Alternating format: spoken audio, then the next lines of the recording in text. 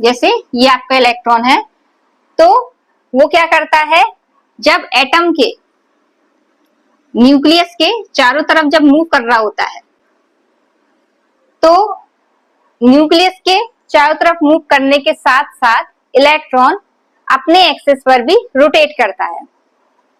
और जो उसका रोटेशन है, जैसे ये आपका मान लीजिए वो है इलेक्ट्रॉन है, तो जब ये रोटेट कर रहा है तो इसके रोटेशन के दो तरीके हैं, या तो ये क्लॉकवाइज मूव करेगा या रोटेट करेगा, या फिर ये एंटी क्लॉकवाइज रोटेट करेगा। जब ये क्लॉकवाइज रोटेट करता है तो इसकी जो स्पिन क्वांटम नंबर होता है उसकी वैल्यू होती है प्लस के 1/2, ठीक। और जब ये एंटी क्लॉकवाइज रोटेट करता है तो इसकी स्पिन क्वांटम नंबर होता है माइनस का 1/2, ठीक है। अब समझ में आया। अब इसी के बेस पे हम क्या करेंगे, इलेक्ट्रॉन को फिल करेंगे। और दूसरा होता है आपका पॉली एक्सक्लूजन प्रिंसिपल। अब ये पॉली एक्सक्लूजन प्रिंसिपल क्या कहता है कि किसी भी ऑर्बिटल में मैक्सिमम कितने इलेक्ट्रॉन हो सकते हैं, 2।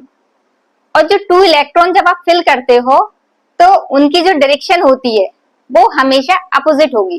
कैसे अपोजिट होगी, अगर एक इलेक्ट्रॉन अपवर्ड डायरेक्शन में है, अपवर्ड डायरेक्शन में होगा तो उसका स्पिन कैसा होगा आपका, क्लॉकवाइज, यानी कि उसकी स्पिन क्वांटम नंबर की वैल्यू क्या होगी, 1/2।